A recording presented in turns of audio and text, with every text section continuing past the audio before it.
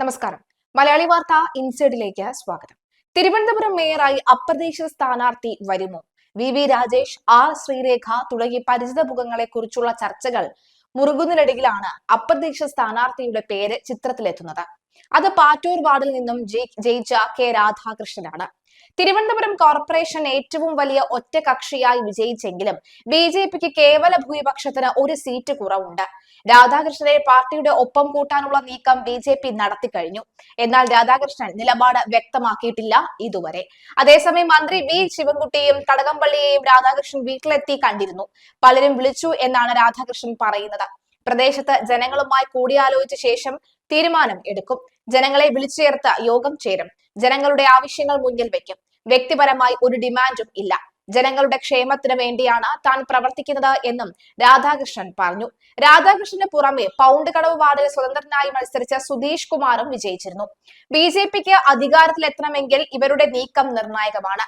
101 ഡിവിഷനുകൾ ഉള്ള തിരുവനന്തപുരം കോർപ്പറേഷനിൽ ഇത്തവണ 100 ഡിവിഷനുകളിലേക്കാണ് തെരഞ്ഞെടുപ്പ് നടന്നത്. വിഴിഞ്ഞത്ത് സ്വതന്ത്ര സ്ഥാനാർത്ഥിയുടെ മരണത്തെ തുടർന്ന് ഒരു വാർഡിലെ വോട്ടെടുപ്പ് മാറ്റിവെച്ചു. ഏത് പ്രതിസന്ധിയിലും LDF-നൊപ്പം ഉറച്ചുനിന്നാണ് തിരുവനന്തപുരം കോർപ്പറേഷൻ. LDF-ന്റെ സീറ്റ് നില 51-ൽ നിന്നും 29-ആയി. കഴിഞ്ഞ തവണ 2ാം സ്ഥാനക്കാരായ NDA ഇത്തവണ 1ാം സ്ഥാനത്തെത്തി. നില മെച്ചപ്പെടുത്താൻ കോൺഗ്രസിനും കഴിഞ്ഞു. കഴിഞ്ഞ തവണ 10 സീറ്റ് നേടിയ കോൺഗ്രസ് ഇത്തവണ 9 സീറ്റ് അധികം നേടി.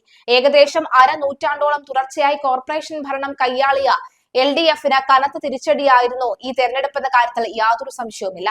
സംസ്ഥാനത്ത് ആദ്യമായി ഭരണം പിടിച്ച തിരുവനന്തപുരം കോർപ്പറേഷനിൽ ബി അപ്രതീക്ഷിത വെല്ലുവിളിയായാണ് എത്തുന്നത്. മേയർ തെരഞ്ഞെടുപ്പിൽ മത്സരിക്കാനാണ് ഇപ്പോൾ CPM തീരുമാനിച്ചിരിക്കുന്നത്. 101 വാർഡുകളിൽ വെറും 29 ഇടങ്ങളിൽ മാത്രമാണ് വിജയിച്ചത് എങ്കിലും ഒറ്റയ്ക്ക് മേയറെ വിജയിപ്പിക്കാൻ ബി കേവല ഭൂരിപക്ഷം ഇല്ലാത്ത സാഹചര്യത്തിലാണ് മത്സരിക്കാൻ CPM തീരുമാനിച്ചത്. മുതിർന്ന നേതാവ് RP ശിവജിയെ മേയർ തെരഞ്ഞെടുപ്പിൽ മത്സരിപ്പിക്കാനും പാർട്ടിക്കുള്ളിൽ തീരുമാനമായി. പുന്നേക്കാമുകൾ വാർഡിൽ നിന്ന് വിജയിച്ചാണ് മുൻ Vilappil area secretary RP Shivaji നഗരസഭാ കൗൺസിലറായത്. മത്സരിക്കാതിരുന്നാൽ അത് തെറ്റായ സന്ദേശം നൽകുമെന്നാണ് പാർട്ടിയുടെ വിലയിരുത്തൽ. 100 വാർഡുകളിലാണ് തിരുവനന്തപുരം നഗരസഭയിൽ തെരഞ്ഞെടുപ്പ് നടന്നത്. സ്ഥാനാർത്ഥി മരണപ്പെട്ടതിനെ തുടർന്ന് വിഴിഞ്ഞം വാർഡിലെ തെരഞ്ഞെടുപ്പ് മാറ്റിവെച്ചിരുന്നു. 50 സീറ്റുകളുള്ള BJP-യാണ് നഗരസഭയിലെ ഏറ്റവും വലിയ ഒറ്റകക്ഷി. CPM-ന് 29 സീറ്റും കോൺഗ്രസിന് 19 സീറ്റും സ്വതന്ത്രർ 2 വാർഡുകളിലുമാണ് വിജയിച്ചത്. ഇവരെല്ലാം കൂടി ചേരുമ്പോൾ അത് 50 വോട്ടായി മാറും. എന്നാൽ സ്വതന്ത്രരുടെ നിലപാട് എന്തെന്ന് നിർണായകമാകും. അതുപോലെ തന്നെ വിഴിഞ്ഞം വാർഡിലെ തെരഞ്ഞെടുപ്പും പ്രധാനമായി മാറും മുന്നണികൾക്ക്.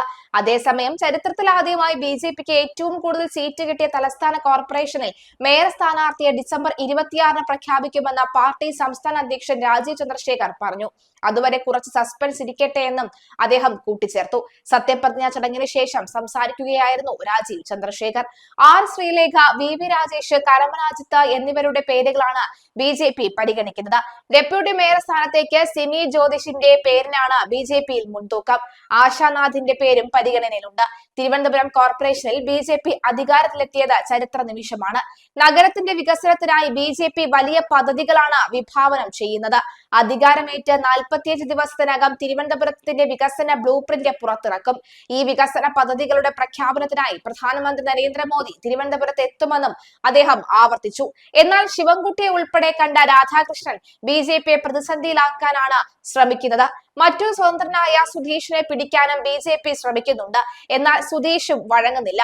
ഇനി BJPക്ക് ആശ്രയം രാധാകൃഷ്ണൻ തന്നെയാണ്. പിന്തുണ നൽകാമെന്ന് രാധാകൃഷ്ണൻ പറയുമ്പോഴും മനസ്സിലിരിപ്പ് പുറത്തുവിടുന്നില്ല.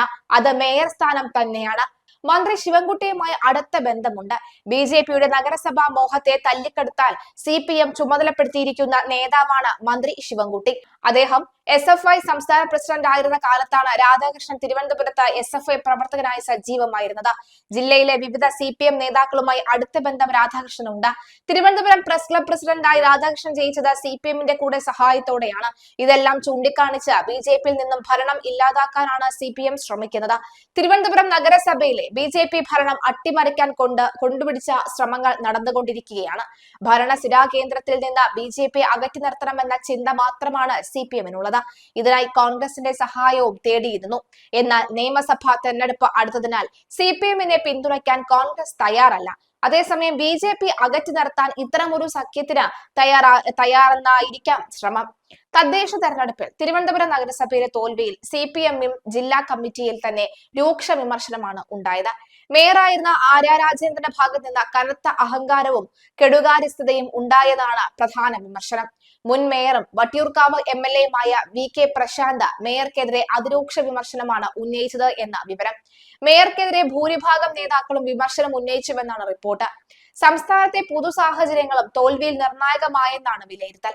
ശബരിമലയിൽ നടന്ന ആഗോള അയ്യപ്പ സംഗമത്തിൽ ഉത്തർപ്രദേശ് മുഖ്യമന്ത്രി യോഗി ആദിത്യനാഥിന്റെ സന്ദേശം വായിച്ചത്, മുഖ്യമന്ത്രി പിണറായി വിജയൻ വെള്ളാപ്പള്ളി നടേശനൊപ്പം കാറിൽ യാത്ര ചെയ്തത്, ശബരിമലയിലെ കട്ടളപ്പാളിയിലെ സ്വർണ്ണക്കൊള്ള തുടങ്ങിയ വിഷയങ്ങളും തെരഞ്ഞെടുപ്പിൽ പാർട്ടിക്ക് തിരിച്ചടിയായെന്നാണ് വിലയിരുത്തൽ. നഗരസഭ ഒഴികെയുള്ള മറ്റ് തദ്ദേശ സ്ഥാപനങ്ങളിൽ മുന്നിലെത്താൻ കഴിഞ്ഞെങ്കിലും വിജയത്തിന് 2020-ലെ തിളക്കമില്ലെന്ന അഭിപ്രായവും ചർച്ചയായി. അതുപോലെ തന്നെ തിരുവനന്തപുരം ജില്ലയിലെ പാർട്ടിക്കുള്ളിലെ വിഭാഗീയതയും തിരിച്ചടിയായി. പാർട്ടിക്ക് 3 ജില്ലാ സെക്രട്ടറിമാരുണ്ടെന്ന പ്രതീതിയാണ് പലപ്പോഴും ഉണ്ടായത്. അതുപോലെ തന്നെ സ്ഥാനാർത്ഥി നിർണയത്തിലെ പിഴവും തിരിച്ചടിയായെന്നാണ് വിലയിരുത്തൽ. കോൺഗ്രസും BJP മികച്ച സ്ഥാനാർത്ഥികൾ നേരത്തെ തന്നെ പ്രഖ്യാപിച്ച് കളത്തിലിറങ്ങിയപ്പോൾ CPM പ്രഖ്യാപനം വൈകി. പലയിടത്തും നേതാക്കൾ സ്വയം പ്രഖ്യാപിത സ്ഥാനാർത്ഥികളായി മാറി. ഇത് ജനങ്ങൾക്കിടയിൽ വലിയ ആശയക്കുഴപ്പമുണ്ടാക്കിയെന്നും CPM ജില്ലാ കമ്മിറ്റി വിലയിരുത്തി. ഭരണം BJP കൊടുത്തത് ആരെയാണെന്ന വിമർശനമാണ് ഉയർന്നു കേൾക്കുന്നത്. നഗരസഭയിൽ BJP ജയിച്ചത് മുഖ്യമന്ത്രിയുടെ സഹായം കൊണ്ടാണെന്നും അഭിപ്രായം ഉയരുന്നുണ്ട്. തിരുവനന്തപുരത്ത് NDA ഭരണം പിടിക്കുമെന്ന വിധത്തിൽ മുന്നേറ്റം നടക്കുമ്പോഴാണ് ശ്രദ്ധ നേടി കണ്ണമ്മൂലയുടെ സ്വതന്ത്ര സ്ഥാനാർത്ഥിയുടെ വിജയം. 3 മുന്നണികളെയും അപരന്മാരെയും തറപ്പറ്റിച്ച് തിരുവനന്തപുരം കോർപ്പറേഷനിലെ കണ്ണമ്മൂല വാർഡിലെ സ്വതന്ത്ര സ്ഥാനാർത്ഥി പാറ്റൂർ രാധാകൃഷ്ണൻ അട്ടിമറി വിജയം നേടുകയായിരുന്നു. 373 വോട്ടിന്റെ ഭൂരിപക്ഷത്തിലാണ് ജയം. പാറ്റൂർ രാധാകൃഷ്ണൻ 1215 വോട്ടുകൾ നേടിയപ്പോൾ LDF സ്ഥാനാർത്ഥി 842 വോട്ടും UDF സ്ഥാനാർത്ഥി 702 വോട്ടുമാണ് ലഭിച്ചത്. BJPക്ക് 514 വോട്ടുകളും നേടിയിരുന്നു. ശക്തമായ വെല്ലുവിളി ഉയർത്തുമെന്ന് കരുതിയെങ്കിലും പാറ്റൂർ രാധാകൃഷ്ണന്റെ 4 അപരന്മാർക്ക് 65 വോട്ടുകൾ മാത്രമാണ് നേടിയത്. തിരുവനന്തപുരം പ്രസ് ക്ലബിലെ മുൻ ഭാരവാഹി കൂടിയാണ് പാറ്റൂർ രാധാകൃഷ്ണൻ. പ്രസ് ക്ലബ് പ്രസിഡന്റായി പ്രവർത്തിക്കുന്ന കാലത്ത് രാധാകൃഷ്ണനെതിരെ നിരവധി ആരോപണങ്ങൾ ഉയർന്നിരുന്നു. എന്നാൽ മാധ്യമപ്രവർത്തകർക്ക് പിൻബലം നൽകുന്ന പ്രവർത്തനങ്ങളാണ് രാധാകൃഷ്ണൻ നടത്തിയത്. പ്രധാനമന്ത്രി തിരുവനന്തപുരത്ത് വരുമെന്ന് രാജീവ് ചന്ദ്രശേഖർ ആവർത്തിക്കുന്നുണ്ട്. അതിനാൽ എന്തു വില നൽകിയും ഭരണം പിടിക്കണം. മേയർ സ്ഥാനം വരെ ബലി നൽകാമെന്ന് BJP ആരോപിക്കുന്നത് അതുകൊണ്ടാണ്.